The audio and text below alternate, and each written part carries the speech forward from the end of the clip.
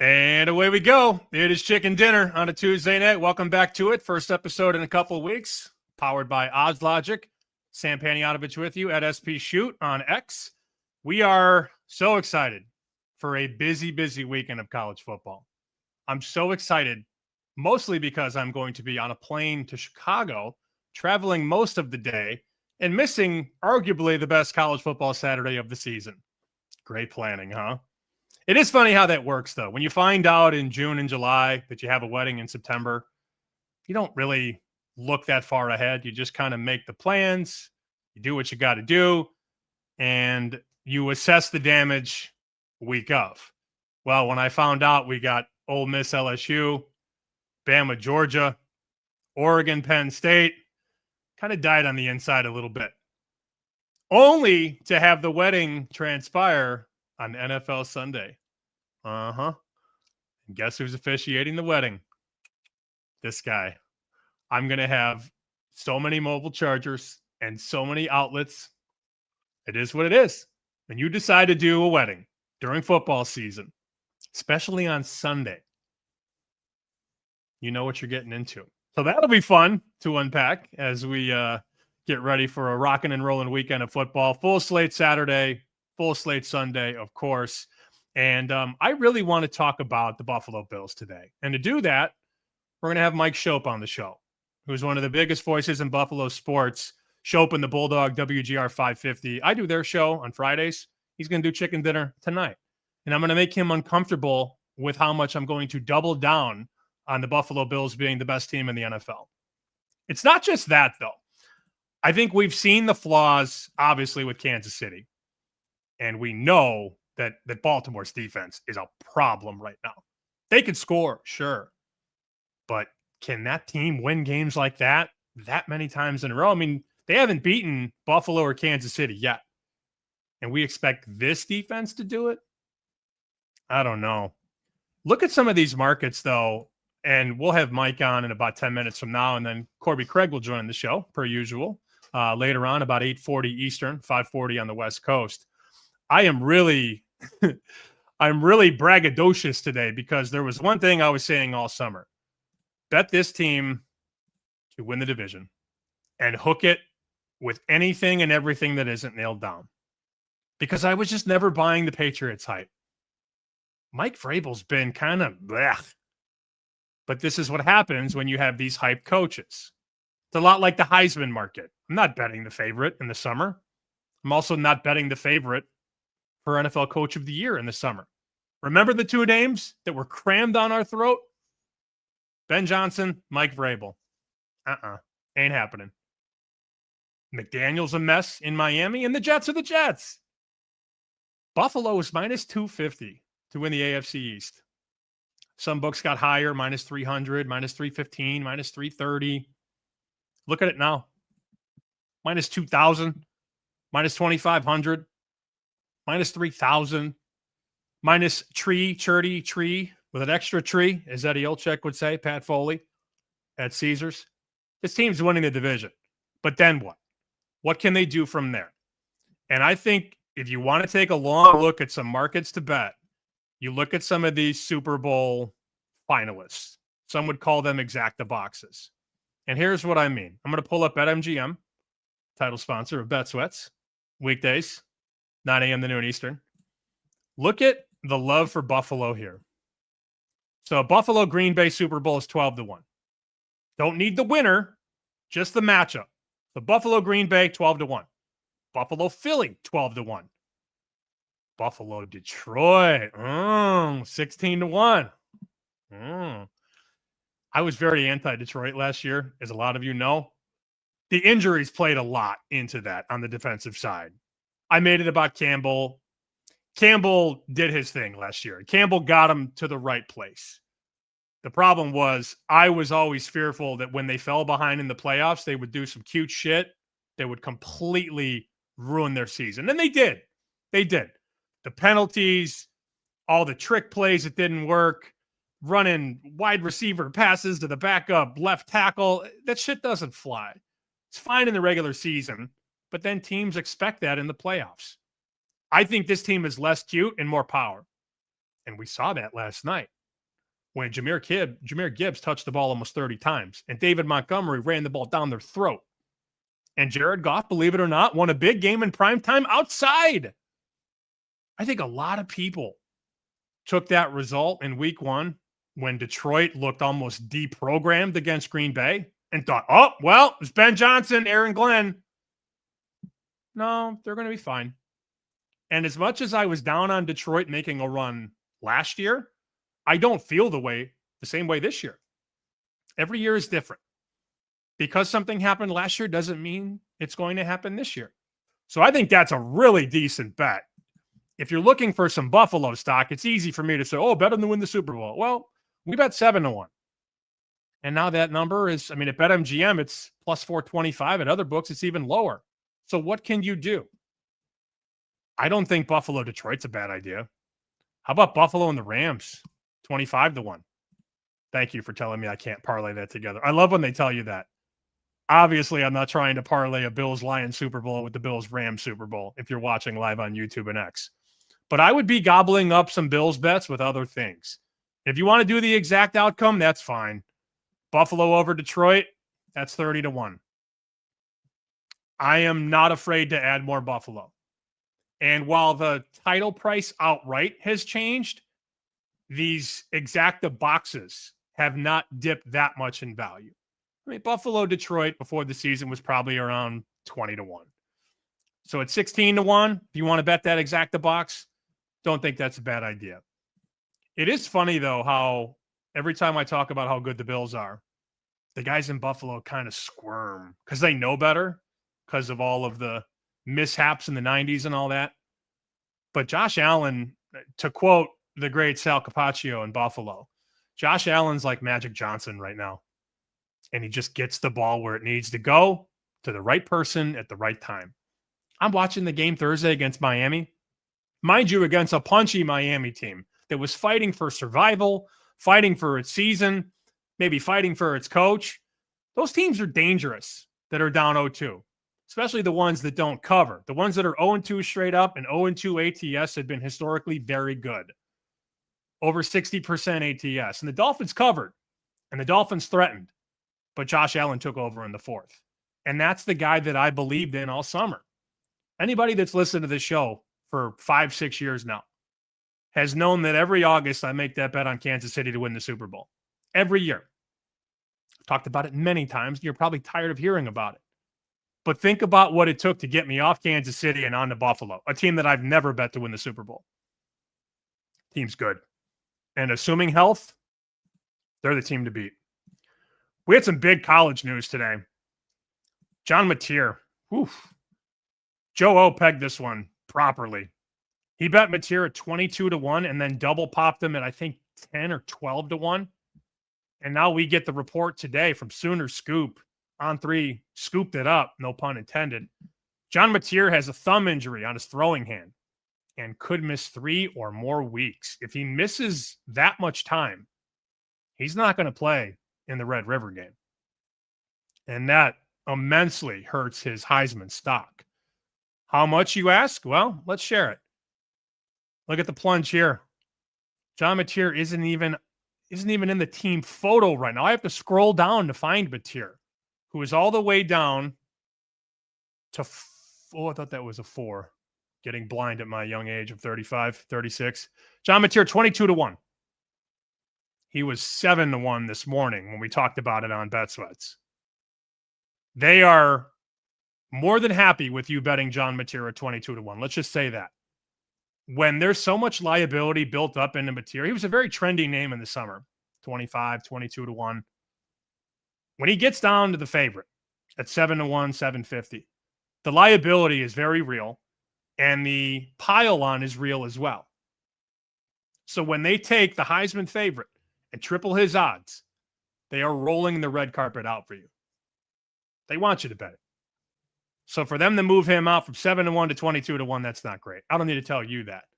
And look who's favored right now. Fernando Mendoza, quarterback of the Indiana Hoosiers.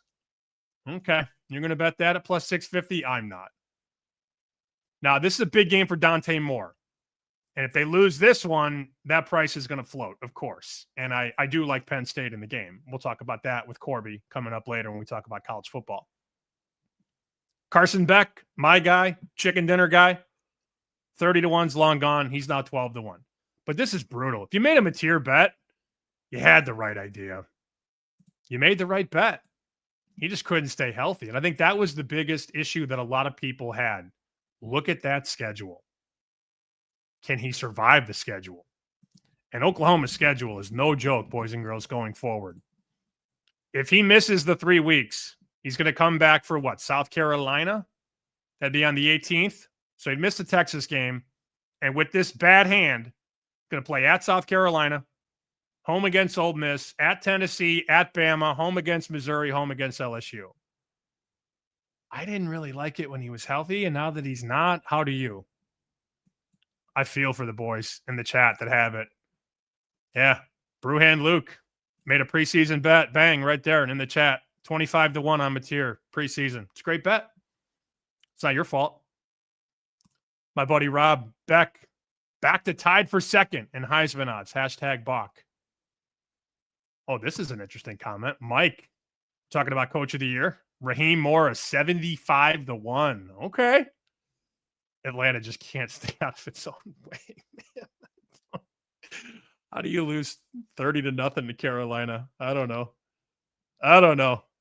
Alex B. Smith, Bach, October is coming. Yes, it is. It is coming. And my guy Beefloaf smashed the like button on top of John Massey saying, I'm a horse degen box exactas. Okay, I said exacta boxes, so be it. Last thing before we get to Mike Schopp, who's waiting patiently after his long shift on WGR radio today. If you're not hooked in here to the tip sheet, I suggest you do it. The link is pinned to my Twitter and the Chicken Dinner Twitter. We've done a really good job, I think, with the quarterbacks this year. Chronicled the intel and the insight on these three guys: Lenore Sellers, Austin Simmons at Ole Miss, and of course Mike Alejado at Hawaii. Got to be better with the picks, though. It'd be nice if I could, win some free picks that don't blow it in the fourth quarter, like Rutgers on Friday night, or Notre Dame money line against A&M, or Kansas plus 6.5 against Mizzou. Oh, joy. How about the Patriots taking a 90-yard kickback? Can you tell I'm over it? Picks will come, picks will go. The information will always be there for you. And the answers from Vegas, the tip sheet right there. You can find it pinned on my Twitter and on the Chicken Dinner Twitter. So without anything else, let's bring in Mike Schopp from WGR 550 in Buffalo. I think we're thick as thieves now, right? Is that fair to say? Sounds right. Yeah. When I first told you, though, that Buffalo was going to win the Super Bowl, you were like, Well, look, I've lived here my entire life. They've never done it, I'm pretty sure. And you're sort of born with, maybe, and then it sort of grows and develops the feeling that in the end it will go wrong somehow. And I was in my 20s for the Kelly teams, and I've watched this team, and it's kind of been the same in that way. So practically speaking, it's fine. I've been impressed with your dedication to it, and I think it's genuine. But as a local, it's hard for me to sort of, I don't want to acknowledge it, really, just, between friends. We don't talk about Fight Club. I understand. Mike hosts Schopp and the Bulldog, 3 to 7 Eastern, Monday to Friday on WGR. And these guys have become really good friends of mine. I met Mike out last year for the college football playoff, sweating Notre Dame against Indiana, ironically enough. And Mike's a big fantasy guy. So I do want to discuss how fantasy and betting sort of coexist. And you do a lot of daily fantasy, which I'm fascinated by. Mike will send me a text that he's got like 30 lineups going this weekend. And I'm like, oh, okay. All right. No, I hate to correct you, but that's all season long. Oh, those aren't. I thought you did the weeklies, though, too. Don't you do both? No, I like the idea of those. I just don't. I feel like the water is over my head on the daily stuff. I mean, I love the concept, and I played, when it came out. But then I, watched a 60 Minutes piece on people with algorithms, and I have friends that are maxing out contests. I'm like, you know what? I gotta say no to something. So, once in a while, if I have a weekend free, I'll just throw a couple of dimes into, not dimes like thousands, but just a couple of lineups in. But all that lineup stuff is redraft. It's pretty sick. So when you see the first month of the season, give or take, and you see what happens to Baltimore up close and personal, right, against Buffalo, and you see just the jankiness of the Chiefs offense, what do you think has been the issue with those two teams so far? I mean, obviously, some of the issues are chronicled well by the media and by guys like you who talk about this, but just like your two eyes, what have you seen from Baltimore and what have you seen from Kansas City? I still, I echo a lot of what you've said about the Ravens, just win a big game. And they can't do that now. Well, they can. I mean, they could have done that last night or even in week one. So that sort of furthers the reputation that they will come up short when it matters. I mean, people can read the stats and see the points allowed and, have the sort of the history of the Ravens working against Baltimore in this way. I think right now it's interesting to know what Derrick Henry is. I mean, as a fantasy player last year, and this isn't everybody, but a lot of the sharps, if you will, always fade the veteran running backs. Like we didn't want to draft Saquon Barkley in the second round, 2,000 yards later. Somehow we're still alive to talk about it. We didn't want to draft Henry or James Conner or Josh Jacobs or Joe Mixon or Alvin Kamara. And they all killed us. They all played every down the whole year. And, wide receivers got hurt and we lost. So my bet this year was like to sort of stay in my lane. I don't want to assume that this year is going to be like last year. And, here's Barkley at 3.3 yards per carry on a 3-0 Eagles team that's still really good. What's that? And Henry has 3 fumbles, 2 lost. And apart from a couple of big runs, last night he's 22 yards, Sam, except for that one touchdown that he broke. I wonder if we're there because we are going to get there on him. I don't want to exactly predict it, but I haven't drafted him up to sort of like average rates in 5 years ever because, running backs go down, even Derrick Henry. So I think that's one interesting thing with Baltimore. I think if he went away, which he won't, just sort of have a J.J. McCarthy type injury and disappear, if that were to happen, I think they'd be fine because they, replace him and sort of be the Ravens they were before he got there, which was the best team in the NFL, even still. I think with Kansas City, we all know the same thing, but the offense is really struggling. I'm not assuming Rice and or Worthy sort of just are up to speed right away when they get in the lineup because that, it's a timing thing and that tends to not happen, but their defense is good. And so I think Kansas City stays around. I think Baltimore wins that division. They're both in the playoffs. But the Bills had a super easy schedule. This is fun to, throw at you, I think. Super easy schedule. And it's gotten easier since the season started. 16.5 this week. The first time I looked at New Orleans, it was like 12 when the schedule came out. 16.5. Houston is one of their toughest road games. Okay. 0-3. Cincinnati comes in. Kansas City, Atlanta, Carolina. When did they lose their first game? I don't know. It happens eventually. I would hope it would. I hate teams that come in undefeated. I've never liked it. We haven't seen it a ton in the NFL, but like in college basketball when Kentucky was trying to go undefeated and you're like, oh, I just don't. Because when they fall behind that first time, how's it going to stick? How's it going to work out? Fair point. Kansas City last year went to Buffalo 9-0 or 10-0. Smartly, they lost. If they go to Denver in week 18, 16-0, do those guys sit? They should have. They're going for a three-peat, trying to make hurt in game 18 or game 17, week 18. You can't have that. You asked when would Buffalo lose its first game? Well, while you think about that, the Bills might have that kind of opportunity. It's the last year of their stadium. They play Philadelphia in week 17, who for all we know might also be undefeated. I mean, it's unlikely, but it's possible. And then it's the Jets the following week. And do they play their guys and have some fun with chew on this, during the week on Bet Sweats? You're just talking about Coach of the Year, Raheem Morris. Sean McDermott has never come close to Coach of the Year. What if they're undefeated? Then he's the Coach of the Year. What's the price? Five numbers, right? Price on McDermott right now. I see. I don't like it because GRP has it, but that's an Oh, inside joke for sorry. those that don't know. Yeah, he's cornered the market. He has like 6 coaches that win Coach of the Year. Sean McDermott is down to 20-1. I Okay, always well, laugh too. Andy Reid is 100-1. Can you imagine if that team gets to 13 wins with all the chaos there? It's not going to happen. But Andy Reid's only won Coach of the Year one time. Are you interested? Are you saying McDermott might be worth a pop for Coach of the Year? I don't really even like it at 20 Oh. because, there are other guys. I mean, right now, who is it? It's Steichen and maybe Mike McDonald. Jim up Harbaugh's top. up there. Liam Cohen, McDonald. Yeah. Liam Cohen. Wow. What has he done? He blew a game against Cincinnati and Jake Browning. Liam Cohen.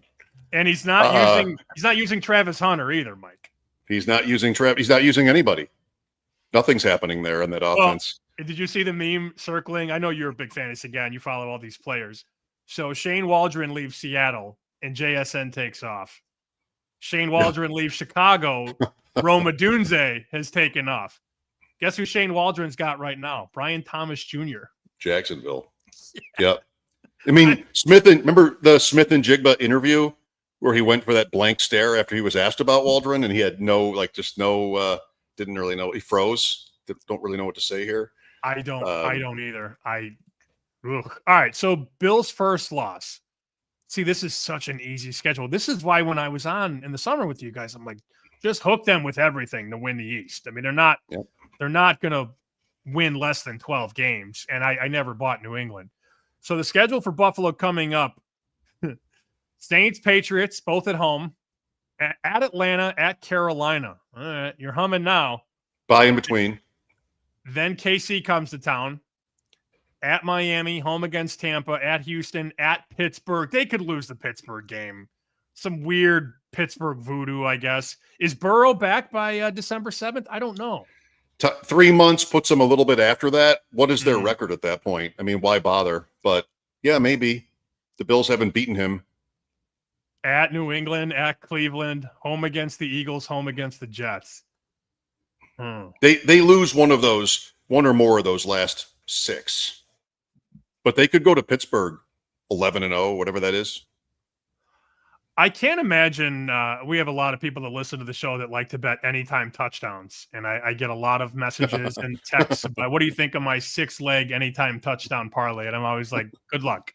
I have no thoughts about it. I have thoughts, but I'm trying to be nice. I can't imagine, aside from Allen and James Cook, of course, I view Bills receivers and tight ends like roulette spins. I have no idea what to do because you can't predict what Allen's going to do and who he's going to throw to. We found one, though, in week 3, and now you know who Jackson Hawes is, and it might be a good name to remember. That's right. Because what he did through 2 weeks was say what you want, PFF's highest graded tight end. He had a huge catch in his first NFL game against the Ravens early in that comeback down toward the goal line. Okay, here's a tight end who went to Yale and then 1 year at Georgia Tech where he didn't really catch the ball that often. The Bills are calling him the best blocking tight end prospect they've ever seen. And so, okay, well, we've got one. He caught a pass in week 2 against the Jets also. And, Bulldog and I both bet Hawes to score at 13-1 in week 3. He does, after he's lined up wrong and they call the timeout, they come back out, run the play against Miami. He slips. He's in motion behind Allen. He slips coming back in classic Bill style. Nothing goes wrong. And there's Hawes leaks out to the left. Allen looks like he's going to run it in. You saw the play. But Hawes never sort of goes into blocking mode. He puts his hands out. Touchdown. There it is. Chicken dinner. So he's a guy to know, and he's blocking already some of the top defensive ends one-on-one. The Bills are letting him do it, and he's winning. So they're a power team. You're talking about the Ravens, and the Ravens are sort of known for this. Kansas City is not this. They can't run the ball. They've run the ball for 5 years or 10. And the Bills have just like, you know what? We're going to do this. Allen personifies it. They run the ball great. James Cook goes 3-4 yards per play without being touched. And they're killing it on the ground. So I never thought it would be like this, Sam, but the Bills are winning games they don't even really need Allen for. It's crazy. Just stay healthy, though. Please, 1-7. Stay healthy. And we had talked in the summer about the Allen touchdown prop. And I think you said something to the extent of, well, I hope he goes under, because that means he's not taking hits at the goal line in week 8 and week 12, right? You need him when the games matter. I guess my final Bills question before we kind of morph into the fantasy and betting side. Sure. Which team in the AFC scares you the most right now as a Bills guy? Well, I mean, the Ravens are really good. And, last year, early in the season, they started 0-2, and people questioned, they mocked their defense, and they got to a point where their defense was amazing. Their pass defense was amazing. So that team tends to figure it out. Kansas City does not scare me because I don't think they have it. And I think the tension is showing there, if not also in Baltimore a little bit. But tons of respect for the Ravens. The Chiefs have been really lucky. They've had that's a dynasty, right? Like, they've done so much winning, but I'm not thinking that they're going to be there in the end this year at all. Chargers and Colts. Chargers and Colts. Great starts, both teams. I want to respect. I feel like the Jones-Darnold comp is pretty fair, and they're playing in an awful division. They could be in play for a top seed. The Bills drop a couple. How many games do they lose if they keep up what they've done?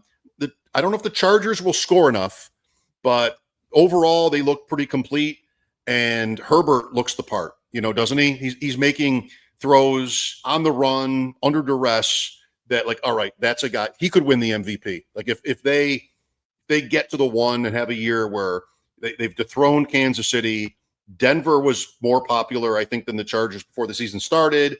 The Raiders, it's Pete Carroll. If they roll to 12 wins, something like that, he's got to be in play for the award. By the way, I loved your Hurts thought this morning too for that award. People just don't like him, and I don't know what it is, and they think he can't throw. There's a lot of convo during that game. All right, Jalen, let's see you throw them back into this one, and then he did. Right. What do you say? And he's 18-1 to win the MVP. I don't know that the stats will be there, but good grief, man! You mentioned and sort of hinted at the Barkley. What's the word? Dip, I guess, because it's not. Yep. I mean, it's only 3 games. He's not going to have 2,000 yards again, because guys just don't do that in back-to-back years. But I think Jalen Hurts, if you're looking for a number, 18-1 on him, he's going to have 15 rushing touchdowns, because they're going to use this tush push and milk it until the cows come home. And then the question is, can he be accurate enough to throw touchdown passes? I think he needs like 25 and 15. 40 touchdowns, I think, gets him the MVP. It's a big number.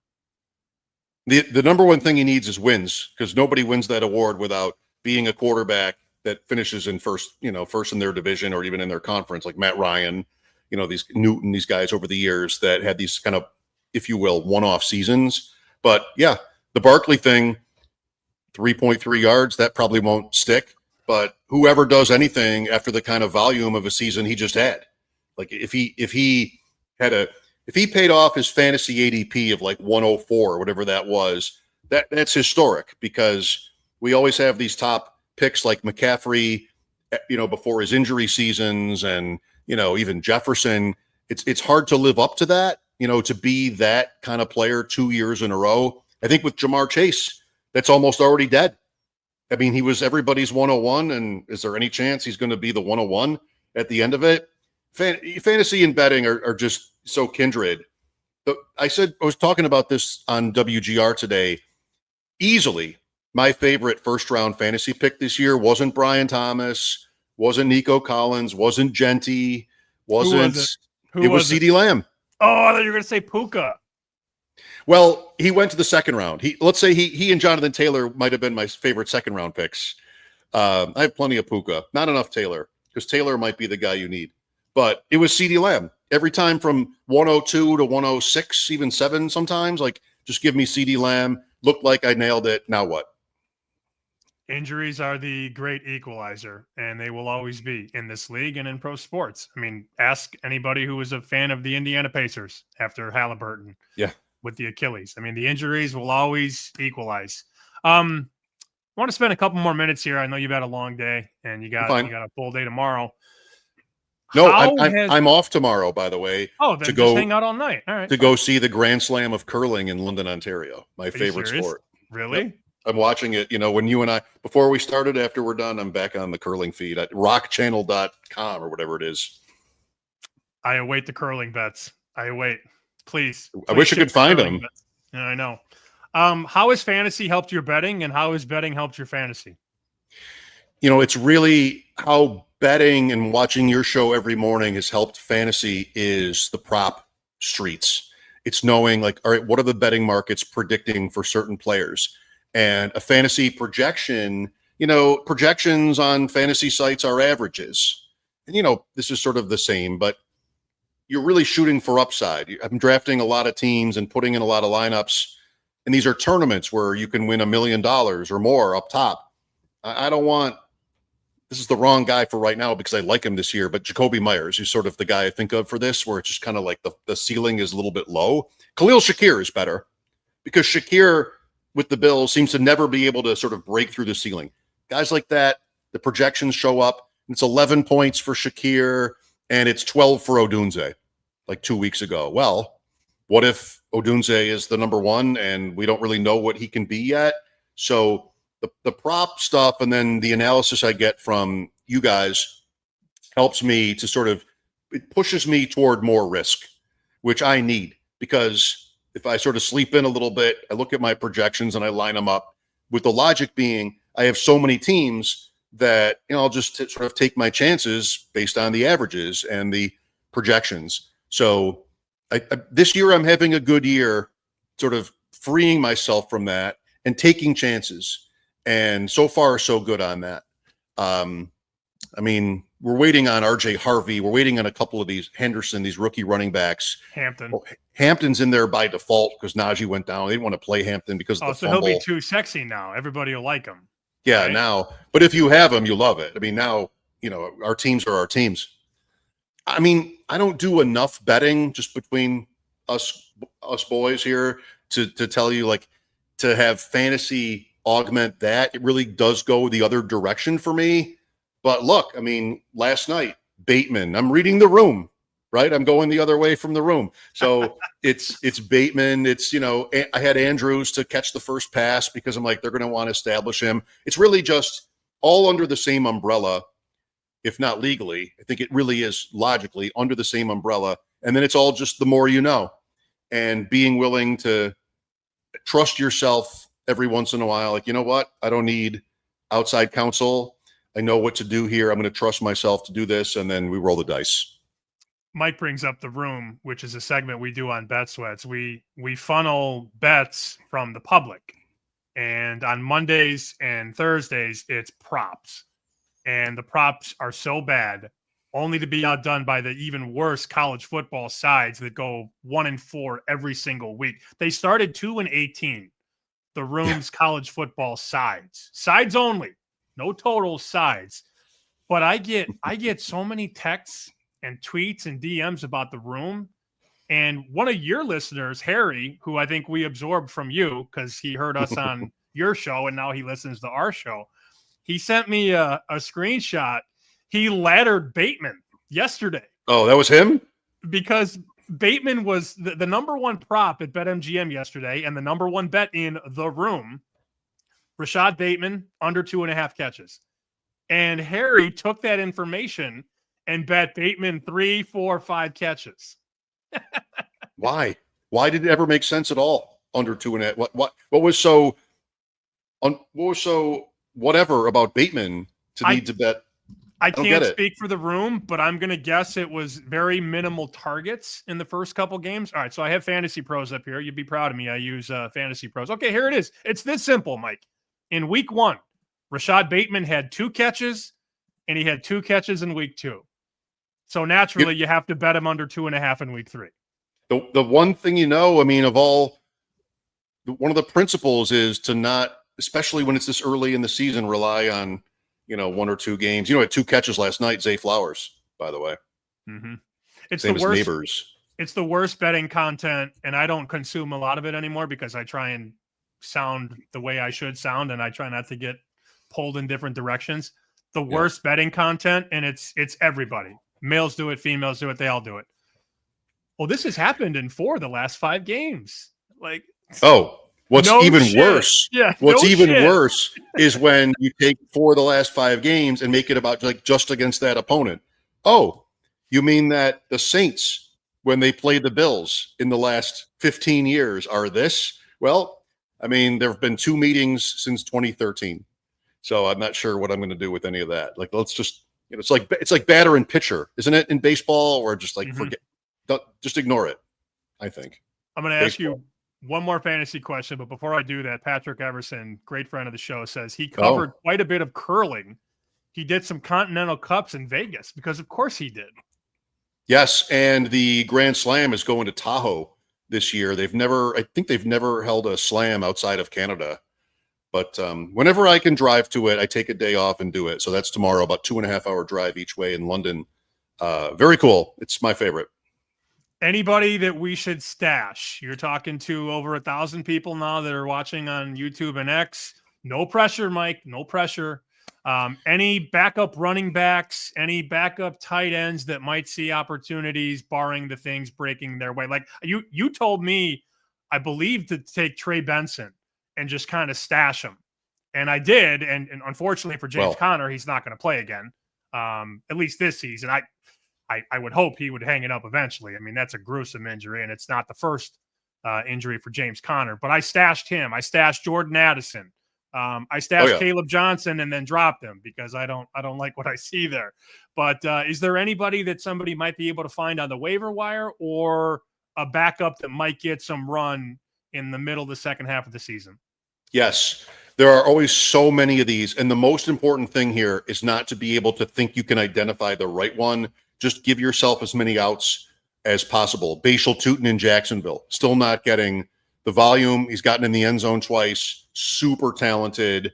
Who knows if they, does a coach need to make a change there? They traded Tank Bigsby a little bit more last week. There's that. I think Rashard Smith in Kansas City is one of these guys. The Rams have leaned into Kyron Williams so hard. This is the first year where they've mitigated that. Blake Corum has been, getting more volume there. I think he might have scored in week 3 or week 2, but that's a name that should be on. He should be on somebody's roster.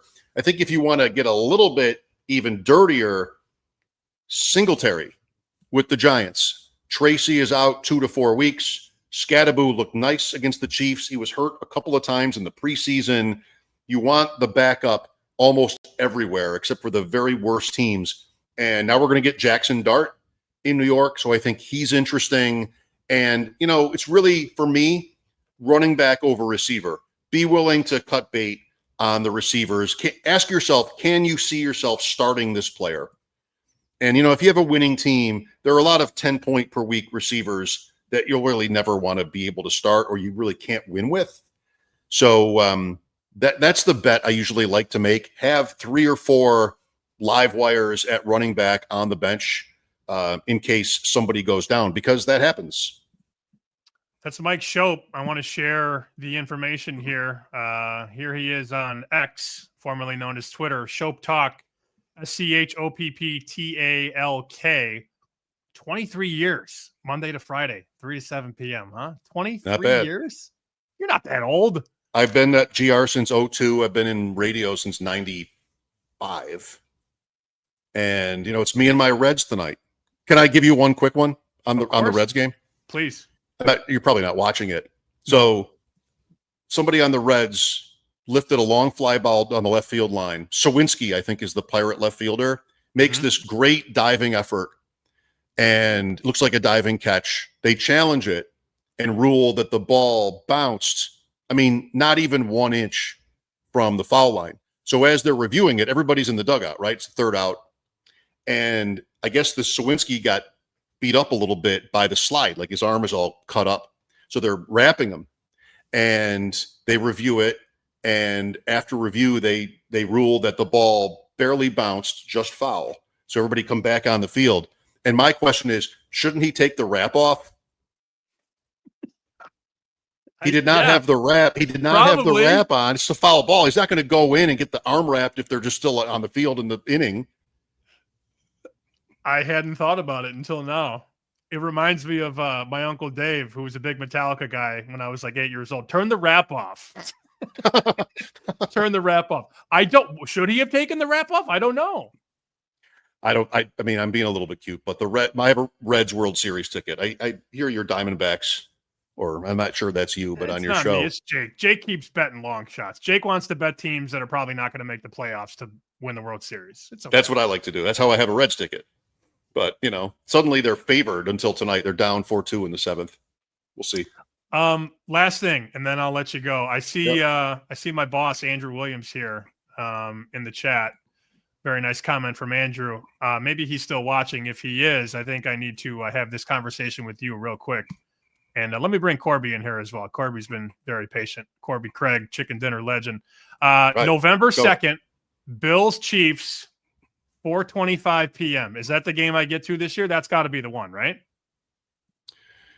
I mean, you have options. I can't do I the don't ones, think though. I can't do the 1 p.m. games because I have to be on the air 11 to 1. they only have 2 out of 9 home games. One is this week, and one is against Tampa. Unless week 18, the final game in the history of the stadium, you're not going to want to do that. So I don't think the bloom is all the way off the rose with the Chiefs. That'll be massive. But you have Cincinnati late in the season. It just 1 o'clock games. You only have the Saints and the Bucks. So this is a good choice. Okay. Corby, It's a game of the year in the league every year. What do you think, Corbs? I could always be convinced. I've never been East, so it's easy convincing. More important, I didn't think I would ever find someone else who had a Cincinnati Reds World Series ticket. I've got one too. Do you really? Yes. I thought I have to make the playoffs. I've got World Series. I thought it was dead, and somebody was like, they're minus 120 to make the playoffs now. I was like, they were 9-1 the last time I checked. So I cannot believe it's alive. I am a Cincinnati Reds guy for the Let's next, go. 4 days, I guess. A Are win they tonight getting would be Are they nice. in? Are they going to get in? They have Skeens They tomorrow. lose tonight. Yes, Who? they're in I a, don't even know who they're in a that pretty is. Who bad spot. cares? Yeah, who cares? Paul Skeens. Tonight would be good. Tonight would feel good. But It's you need them a or the rally Mets. tonight. You need a rally Yeah. tonight, right? We need a bloop and a blast pretty soon. Okay. Well, I'll be pulling for you, and I will talk to you Friday, and we will figure out. I got to get to Buffalo. I've never been to the stadium, and if this is the last year, I have to get there. But it's got to be that afternoon game or a primetime game. We'll figure it out. Can't wait to see you up here. Thanks for tonight. It's Mike Schopp, WGR 550 in Buffalo. Guy's a machine. If you're there, I'm there. I really want to go, and I can't. I was looking at the schedule. I just can't do the 1 o'clock games. So I met somebody on a train from Boston to New York a couple weeks ago. I was invited to basically get thrown through a table in Buffalo. And I'm like, Nice. I don't know that needs to happen. I'd like to watch. I'm always down to watch. But I don't know that I need to get powerbombed through a table at my age. I mean, can you imagine if I have to miss work because I went through a table in Buffalo? No. Yeah, you are pretty old, Sammy. In hindsight, that would it would be pretty bad. Also, I didn't know you're a train guy. You like riding trains? Is that Not necessarily, no. But it's easier than a flight, is what they told me. I felt bad though because I got a really nice tweet a couple of weeks ago. You know how busy things get, and you're busy. You're writing for Yahoo now. You got your stuff with Better Odds, and as we get into football season, we get busy, and we haven't had a chicken dinner show in a couple of weeks, and I had somebody send me a nice tweet like, "Where's chicken dinner been?" Dude, on top of the 9 shows I already do every week and the tip sheet and all that, like I want to do everything. I did feel bad though. I'm like, man, I'm letting these people down. Yeah, it's honestly, condolences to you. Like, I don't know how you do it. For some time I've been like, I should start it, like some kind of show. And every single time I'm about to do it, I'm like, dude, I do not want to commit to anything. I am always going to find a reason not to do this. So, I mean, we haven't been consistent, but I will say every show that we do, well, I guess you do, especially if I'm on it, Sammy, is a banger. Like, I don't think we've made a show that you like would look back and in hindsight be like, yeah, we probably shouldn't have done that one. They're all action-packed start to finish. I think they're good. Speaking of, I need to retweet this real quick. Okay, please do that. We got invited to a game. I won't be able to make this one, unfortunately, Cat and Caveman. He'll be in Buffalo for the Pats game on Sunday, October 5th. I can't make that one. I wish I could. I won't be able to swing that one. But this is a new goal for me this year. Get to Buffalo. Because like now we know everybody in Buffalo. And we can do our thing out there. I think that November 2nd game would be the one. Because then I could work Sunday morning. We could go to the game, and then I could wake up and do the show from the station, I guess, in Buffalo on Monday morning. I'm planning this all on the fly, and you don't have to commit, but I'm definitely going at some point this season because they're going to blow the stadium up. It's going bye-bye. Yeah, that is pretty crazy. I could always be convinced for a road trip. I had a busy August, a snoozers of a September, so I could be convinced. Okay. Congrats to all your off the field stuff, by the way, which I don't want to put in the streets if you don't want to, but I'm very happy for you. Let's go to holy injuries. I have not X'd that out in a while. Let's go to the board. And I want to talk about some college football because that's why you and I are here. What? Did I miss something? No, I said let's do it. All right. So Oregon, Penn State. They are not hanging at 3 for long. I've seen some books go to 3 and get zapped back. That's not usually good for the dog. How tough is it? How tough is it for somebody that makes numbers to, I don't want to say this the wrong way, but you make the numbers. How hard is it to trust the numbers when you've watched Penn State for 3 weeks do basically nothing and show you nothing and beat nobody? There's going to be a big appetite to bet Oregon. It won't be me on the Ducks, but how do you trust your numbers when your number in the summer was probably a lot bigger than 3.5? And now that's the market when the market might be a little bit catch-uppy on Oregon, if that makes any sense. Yeah, I've heard this debate of maybe Penn State is just purposely not showing stuff. Inevitably, from a talent standpoint, I think we can all agree. If this was Penn State with a newcomer quarterback and a newcomer coach, all of these pieces, maybe there's a debate. I think we kind of know what Penn State has. Yes, they've looked pretty boring. They've done nothing to grace any promise, and it feels like this is going to be Oregon taking all the money. But you know what Franklin's going to do. You know what Aller's going to do. I think it's probably one of the easier games to put a number on, given the circumstances. If this was any other team, it would be a headache. And I feel semi-decent on my number. I will say probably a little too down on their offense because of what's happened. So lean pretty heavily towards an under here. But yeah, I would agree with you. If 3 show, there's going to be buyers at 3. I would be on Penn State at a 3, but that's basically it for me. I've heard nothing but Oregon so far, and it's early. I'm going to put some free picks out in the newsletter as I've been doing on Thursday night into Friday morning. And I probably will end up on Penn State. Not going to lie. I would love 3.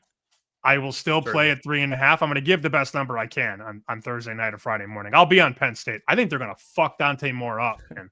I do. Yeah, I make it basically 5. And are we convinced Dante Moore is just this? No, top 5 Heisman quarterback. I don't. Nope. So yeah, I mean he's in a good scheme and he has good pieces around him now. So maybe he is better, but I'm not buying the juice. It's one of those games where you hate to say it's a Brad Power special, a data point, but it does feel like that. It's going to tell you a lot about Dante Moore, or it's going to tell you a lot about Penn State. So interested to watch, but I'm not running to bet it, but it would be Penn State or the under for me. I see a couple of comments on this game. CT says Ducks or pass. I'm hearing a lot of that, as you would expect. Here's one from Chad, Oregon team total under. And here's the biggest Dante Moore fan in Chicago, Brewhand Luke. Dante is very, very good. I think he can be. I think going up against this defense, though, is going to prevent him from having a big game. I like Penn State's D-line a lot against Oregon's O-line. But Oregon's got receivers. Oregon's got receivers that can win one-on-ones. Look, I'm not saying Oregon can't win. I'm just going to bet Penn State. The big elephant in the room, Corbie, is Franklin against these top teams. Franklin has not been good. What is it? 1-15 or 1-17 against top 5 teams? Certainly, it's the issue. And then versus bad teams, he just absolutely crushes. So there's a lot of weird things going on. But to say Dante Moore, we talk about Penn State hasn't played anybody, but Oregon beat up Montana State, Oklahoma State, who should be a lesser than Montana State at this point, Northwestern, and then Oregon State. What have they done? It's not like this team has just dismantled good quality opponents. They beat Oklahoma State 69-3. Cool. We've seen how that ship has sailed. So I don't know. Maybe I'm a hater of Dante Moore. I still think he's a good quarterback, but I don't think the 11 touchdowns, 1 interception should be looked too fondly into personally. In some weird way, as we pull up a comment from a good friend of mine, John Massey, good spot for Penn State in the trenches on both sides of the ball. That's where I'm at. Here's what I'll say, though. Let me be completely honest. I like Penn State this week. Home game, night game, whiteout, the Dave Sherapan, Penn State magic from the heavens. A lot of that going on this weekend. And Joe O brought up this morning, he thinks that Dave Sherapan willed the Steelers to win against the Patriots. Patriots turned the ball over 5 times. We'll talk about Dave at the end of the show, by the way, because I want to cry at the end of the show, not the beginning of the show or the middle of the show. But I like Oregon more big picture. I'm going to like Oregon more going into the playoff. I just want a full year of seasoning for Oregon, and I think that's fair. This is one of the toughest spots of the season. They got to go across the country, and Penn State's had 2 weeks to prepare. Come on, man. This is a brutal spot. But I'll tell you what, assuming Oregon doesn't get blown out 35-7, they could lose, and I probably won't even downgrade them that much. Yeah, agreed. I talked about this on a show earlier. Penn State is currently my number 1 on my power rating. Blow up the confetti. Ohio State has finally been passed. But I made the same point. It's like, if the championship was played today, Penn State's my favorite. But do we think that's the highest ceiling, the highest end of season upside? I don't. I think Ohio State, I mean, who has a quarterback who's barely played college football in like any meaningful snaps. They have a bunch of loose pieces. Like, that's the type of team I want at the end of the season. A team who has time to get their greases, and Oregon falls into the same boat. Like, I mean, Dante Moore had 8? I think it was 8 passes. I can look. I believe he had 8 passes last year. So to now have a season to get under his belt, 8 attempts last year. So long picture, Oregon right now, the veteran-driven Penn State team. I love Dan Lanning, though. This would not be a spot where I would see Penn State win and think, oh, Oregon's not real. They're both very real. I'm curious because I have 3 Big Ten teams as my top 3 teams. I finally bit the pressure. I moved Penn State. I had Penn State line 1 for 3 weeks. I put Penn State on 2, Ohio State on 1, and I have Oregon on 3 now. My top 3 teams are all in the Big Ten. What about you? Yeah, same. A little different order, but same. Again, I'm probably weighing too much that Penn State's veteran driven. I've been Ohio State for this whole time. It shows you how much like I've really cared about these last few games. I wouldn't say I upgraded Penn State, but I just have downgraded everybody else to where Penn State has just kind of like moved up my board, even though they've played bad, which just seems hilarious. But I just don't think these games have mattered at all. So they kind of are just sitting where they were sitting. So kind of just relaxed with Penn State 1, Oregon 2, Ohio State 3 currently for me. And your total in Penn State, Oregon, your true number is what? 48, I believe. Let me check real quick. 52.5 is the market right now. So that's why you're sort of attracted to an under in Happy Valley on Saturday. 48.5. So right at the key, 49. Not enough juice to try to go jump it. It's a game that could have a ton of variance, but lean towards the under there. Okay, and I'll be on Penn State for sure. I want to ask you about the other marquee game, and then we can talk about games that you like because I don't want to put you on the spot. And Not supposed to be. What? You saying I don't like the fun games? I'm not saying that. I'm just, I hate when you. people have me on and say, what do you think about every marquee game? Because I don't have bets on every marquee game. But Alabama, Georgia, 197-198. Man, who needs this game more than Kalen DeBoer at Alabama? I mean, he might not be making the bus back home if he doesn't win this game. It's tough. Like, I saw somebody breaking down film and they were like, yes, Alabama's win versus Wisconsin was good, but they still can't run the football. Like, it's like an actual issue. And then, like, I mean, what is Wisconsin now? Like, I mean, I bet them as 10-point favorites versus Maryland. So some unfortunate circumstances there, but like, I think Bama is just getting a lot of reputation points because they're Alabama. I still think Ty Simpson is a plenty fine quarterback. I think this offense of scheme is just not made for him, not made for this offensive line, not made for this running game. Like, I don't think that they're that good. I make Georgia a decent amount higher than 3.5. It would be Georgia. It would be a small under. With all that being said, like, connected to Alabama's team total under is a pretty good bet for me. Actually, what is the number on this team total right now? I can get you team total. I'm sure it's not up at a lot of places. Let's see. 20. Which one's? Well, Pinnacle I would has assume it's 25 and a 24.5. half. DraftKings Yeah, has 25 and a half 29 makes and a sense. half. But I would take it 29 and a half under for the Minus- max. minus 235 according to. Never mind. 25 and a half would be a good bet. I have them at 22. Getting it under 24 and a half would seem good. I will probably go bet that towards the end of the week. Bama team total under 25 and a half would be plenty fun.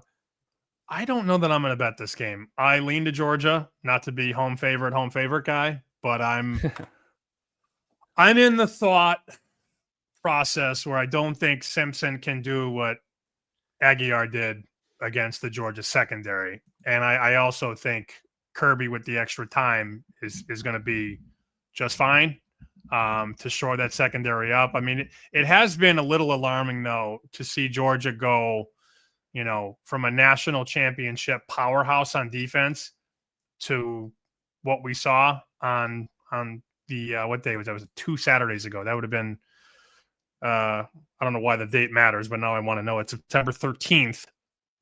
Tennessee just shredded that down the field. Passing yards for the Vols in the game, they had 371 yards through the air. That's a problem. But then again, when you lose 5 guys to the NFL draft for 3 straight years, it's bound to happen eventually, right? Yeah, it's a tough game. Also, I heard a stat the other day, and it's funny because y'all just talked about how these stats are like negligible, but I thought this one was interesting. It's like when 2 SEC teams match up in conference play, and both of them have had the week off, like the prior week off, which doesn't happen very often. It goes over like a significant amount of the time, and it kind of makes sense. Like you give an offense the ability to scheme an extra week in the season of conference, like. SEC games are kind of already inflated down to an under. It's just kind of the nature of how the SEC has always played. And so they have historically went like significantly over. I don't remember what the number was, but nonetheless, of course, I still lean towards an under, which is always fun. So I'm not ready to bet this game.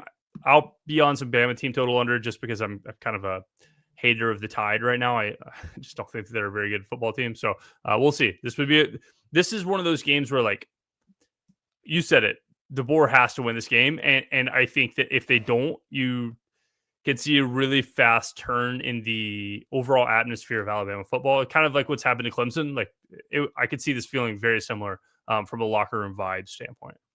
Good call by Jack in the chat. Georgia's best corner is playing for Penn State. AJ Harris. I mean, good call there. The portal has certainly made things interesting, and that's why we have odds makers tell us the top 5 teams are separated by like 2.5 points or 3 points. I mean, there's parity. A lot of people complain about NIL, excuse me.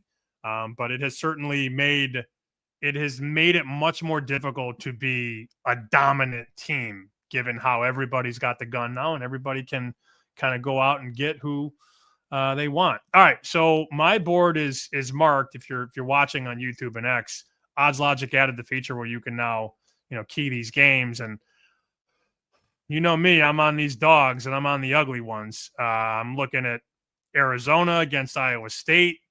I got Iowa marked against Indiana and fully expecting Indiana to score a late touchdown and win by 14. I'll probably take Iowa.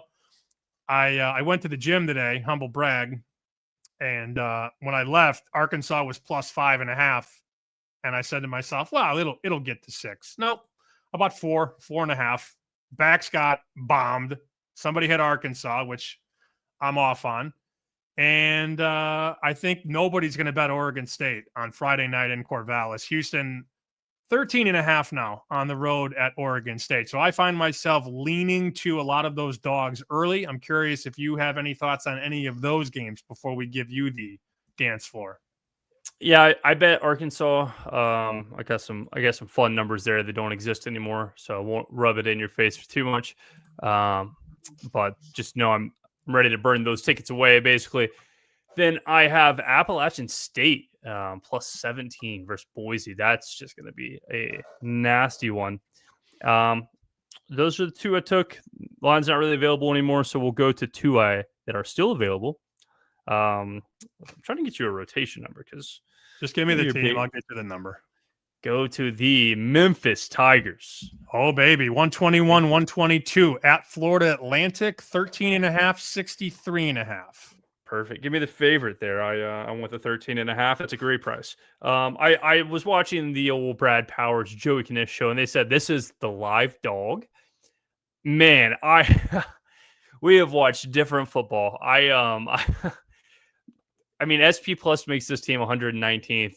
EPA per play makes this team, I believe, 109th. I made this team 114th. They're not good. Memphis has looked like semi-competent. I mean, off of an upset win, I guess you could say like this is like a letdown spot. Upset win versus an Arkansas team who's pretty good. Just pace of play overall, like I just don't think Memphis has played good, and yet they're still winning games. Like in that game, their quarterback went 15 for 30, Sammy. Didn't even break 200 yards, and they beat Arkansas. What are they going to do versus Florida Atlantic? Like I imagine this is a spot where it's just a smash. Under 2 touchdowns, I took that. No concern about the letdown, huh?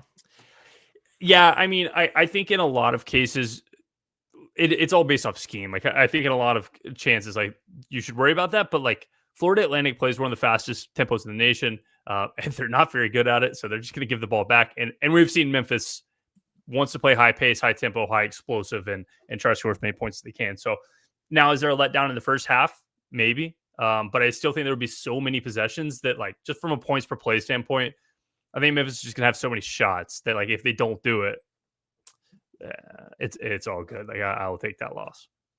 I see caves on this one too. I don't know why I didn't mark it on my screen, but I did mark Virginia against Florida State. Now, Castellanos showing up in my group threads about injuries, and I didn't realize that he was. I mean, I would just assume he's always nicked up in some way, shape, or form, as I just hit Control F and typed in Castellanos and not Florida State. Friday night in Charlottesville, mostly 7 across the board. I see a couple books 6.5. I'm not sure what they have in these offshore shops to the right, but let's just call it 7, mostly painted on Florida State, laying it against Virginia. Florida State's got Miami up next. Yeah, I mean, it's tough for me to say the 7. I understand the thought process. I'm still in this camp that Virginia is not any good. I actually bet the under here. What's the price?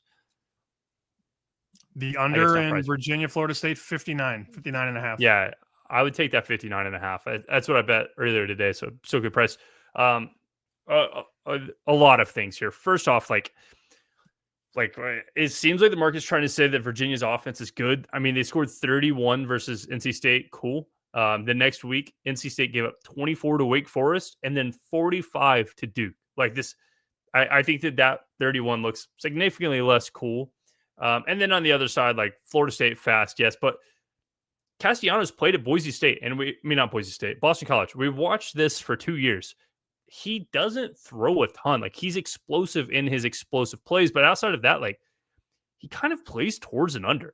And so like I don't really think this is an over team. Tempo's not really there. I mean, we have 15 years of Gus Malzahn, and every number would say that he coaches towards an under. I know he's averaging 440 yards total a game.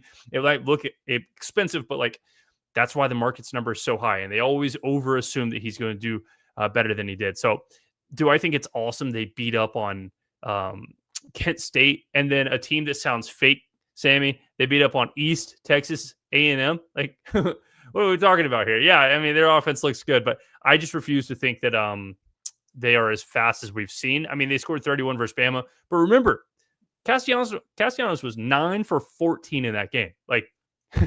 He wasn't just some unbelievable offensive performance. Alabama just sucked.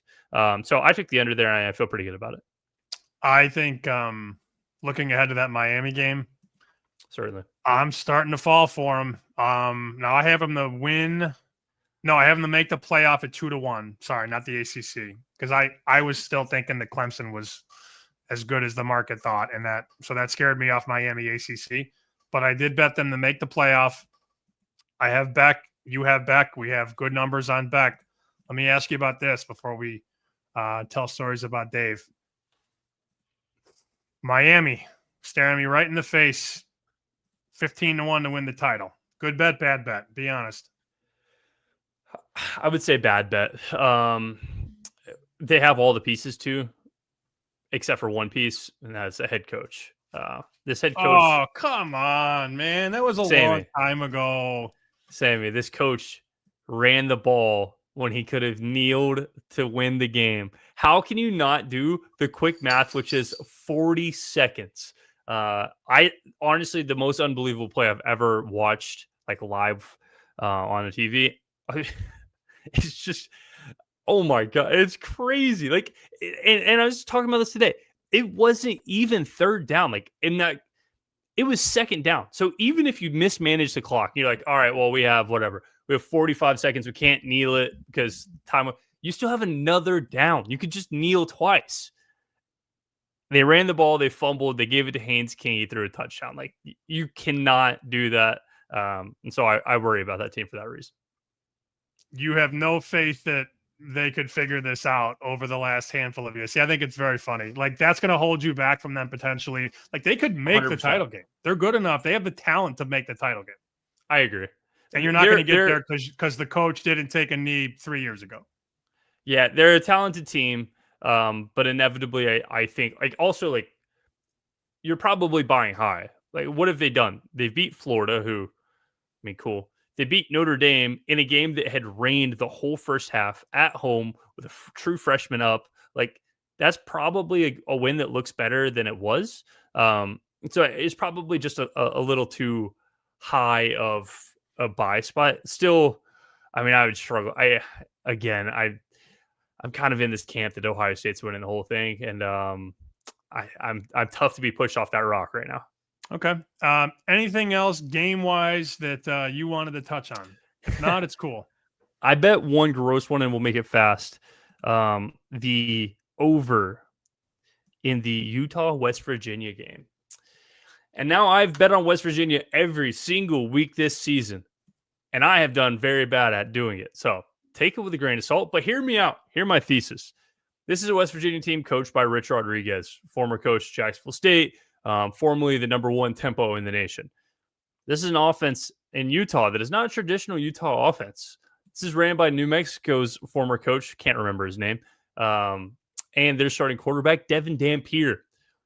New Mexico, if you remember, was the second fastest offense in the nation. So I was curious. I went to my historics and looked up, what would Jacksonville State versus New Mexico's total been last year? Same two coaches, same two offensive schemes. Of course, significantly better defense in Utah.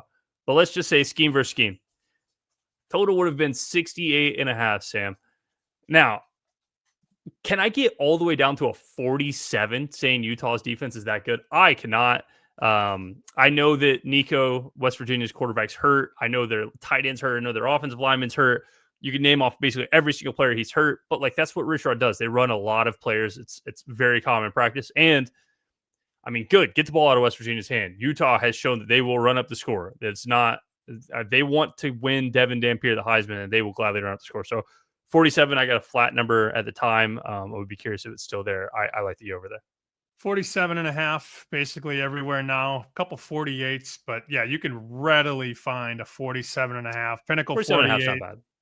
South Point 48. Obviously, you want to get the best numbers, and that's why Corbie's jamming games on Mondays and Tuesdays. I wanted to shout out one more thing. If you're not subscribed to the tip sheet yet, I know we have a nice audience right here. You can find the free newsletter pinned to my Twitter, whatever, at SP Shoot, at chickenxdinner. It's pinned to both. And Vegas Rick has been on fire with these FCS games, and he's a pro bettor who people know about, who has been a part of this fabric for a long time. And we do something in the newsletter called FCS Watch.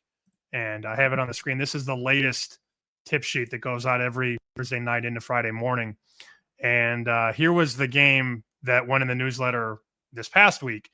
He gave Columbia Lafayette at 50.5. And that was up at a couple places on Thursday. The line got to 55 by kickoff.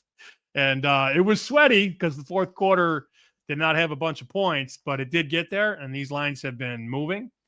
that is a bet from a professional that knows what he's doing. And these guys that are betting FCS, they clearly know what they're doing. So if you would like to get this bet every Thursday or Friday and have it before the market moves, because he will move it, and get a good number, all you got to do is subscribe to the tip sheet, which you can find on my Twitter, SP Shoot at chickenxdinner. All right. I think that's it for everything I have to share, aside from some stories about Dave Sharapin. For those that don't know, Vegas legend, bookmaking legend. He moved to Curacao when he was a young pup. Then he came into Vegas and started booking there. Then he became a media guy and a content creator and a barker and a writer. And I remember I helped him come on to Fox. He was writing stories for Fox for a little bit. And most importantly, he was a dad, and he was a husband, and he was a friend. And we lost Dave on the weekend, and it's tough. You know, you met Dave finally for the first time when we were out there in March. That was when we were trying to get to our suite at the Westgate, and we couldn't get on the elevator, and the elevator wouldn't let us off on our floor. And Dave, it was like a Scooby-Doo episode. You know, you open one door, you get out a completely opposite door. We could not figure out those elevators. So it was a great time. When Dave found out, because we were going to go to dinner and go to my spot Piero's and get the veal chop parmesan and the ossobuco and share all the pasta and all that. And we were going to dinner, I think at 7:30 or 8. And your back hurt that day. So you were like rolling on the floor with a pillow, trying to like roll your back out. Dave heard you say, because Dave knew we were going to dinner. The group of us are going to dinner. And you had uttered some comment about how you wanted a pre-dinner. And it blew Dave's mind. Dave was like, Corbie's trying to eat dinner before you go to dinner. What's wrong with this? But listen, and this is why I like Dave. He ended up understanding my need for a pre-dinner, and for someone to change their mind and be open to my stupid ideas. Sam, I respect it. I was glad I got to meet him. He is a hilarious guy. The funniest part about all of it is, like, I've heard stories of him. I've seen him on the internet, and you know, it's hard to like piece together internet guys. You just assume like everyone kind of like talks in hyperboles. He's always wearing a jersey. He's always wearing a hat. You hear all these things. You saw it even on ESPN. To dinner, Royals hat, Royals jersey. I was like, man, he is one of one. He is the guy who everybody says he is. So it was great. I did share a clip from an old podcast. I was going through these the last couple of days. I was on the air Sunday when I found out, and just got through the show and just powered through it. And, you know, had a moment after the show on Sunday, and then really had a hard time Sunday night. I was talking to some of the guys, and it was tough. And then Monday we talked about it on the show, and I just couldn't talk about it. I feel like my ducks are dry now. I can't anymore. But I did share just an example, a snippet of a show. Dave knew betting. Obviously, he booked at a high level, and he also got down. He made bets on top of hosting his show, Bostonian versus the Book, and working for MLB Network. And when I first went on with Dave, he was doing cash considerations with Matoy Pearson and Alan Berg, and the four of us became very good friends. But this is a snippet that I shared on my Twitter. It's a random conversation. Dave and I were sitting at Oasis, which anybody that knows me and has been to Vegas knows it's a hole-in-the-wall bar on like Trop in Decatur, where all the sportsbook guys hang out. And Dave and I went in there one day with a couple friends, and this guy found out that we did sports betting content, and he was a big Jets fan. And he started talking about how the Jets were going to go 16-1. This was the year they had Zach Wilson at quarterback, and he was all about Zach Wilson. So Dave and I are egging him on. And this guy's, they're going to go 16-1. This is the quarterback. This is the next Namath. They got the coach. They got all the 16-1. So finally, Dave, we're egging this guy on for 4 or 5 minutes, and Dave looks at him and goes, "Win total 6.5. I bet you're going to hammer the over." And the guy takes a sip of his drink, looks at Dave, and goes, "Fuck no."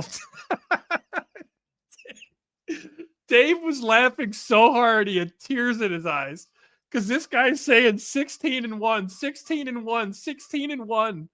Zach Wilson this, Zach Wilson that, and then Dave hits him with the total 6.5, and the guy has no interest. Oh, He's man. a ball knower. What'd they end up that year? I don't know. They didn't go 16-1, but Dave cared more about the stories and the friendships. And I mean, every time you saw Dave talks about his kids, his 3 girls, he was their world, and his wife Jess. I just feel for them so bad. And we shared the link to the fundraiser they're doing, the GoFundMe. I guess I can pop that up here. I was looking at it earlier. I saw McAfee gave like $15,000.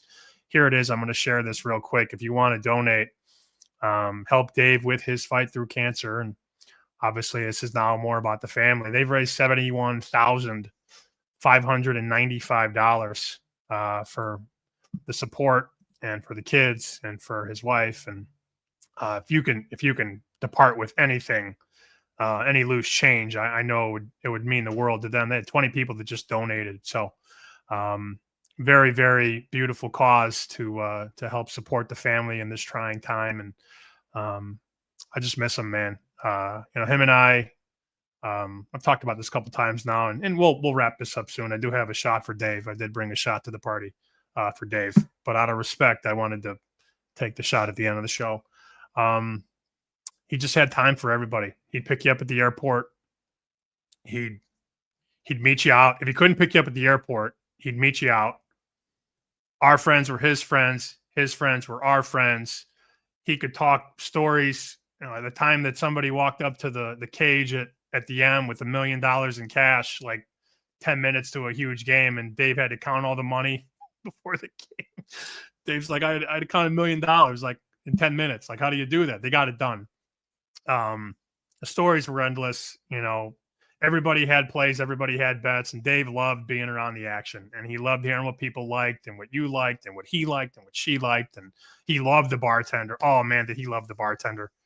He used to make odds on the bartender. Like, who will the bartender pick? Dave would make odds on it.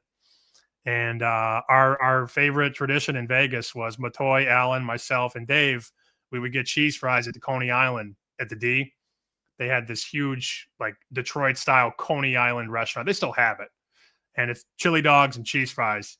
And I don't know how this happened, but Matoy, we didn't have a table inside because the Coney joint was packed. So Matoy got this large cheese fry. And I asked Dave, I'm like, we all got our food. Alan's got his food. Dave's got his food. I got my food.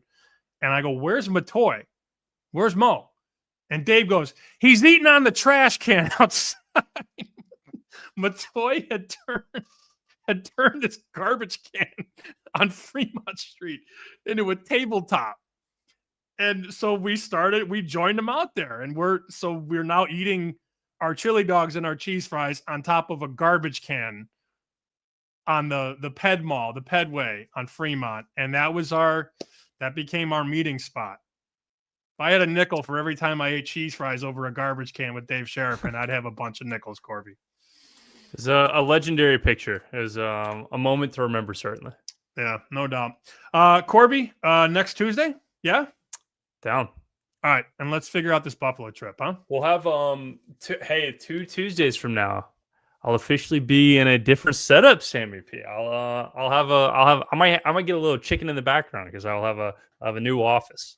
Let's go. Congrats, buddy. Thanks. All right. There goes Corbie Craig.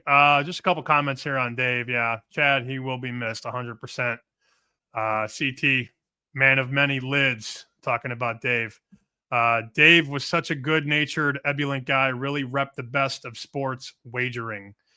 Patrick Everson chiming in. Oasis is a fine dining and drinking establishment. Yes, it is. Rich, salt of the earth, Dave Sherpin. Yep. John Massey. Only way to eat hot dogs is on a garbage can. It makes me sad, guys, that I'll never be able to do that again with Dave and never hear his voice again. It's tough. All right. This one's for you, Dave. Rest in peace. We love you.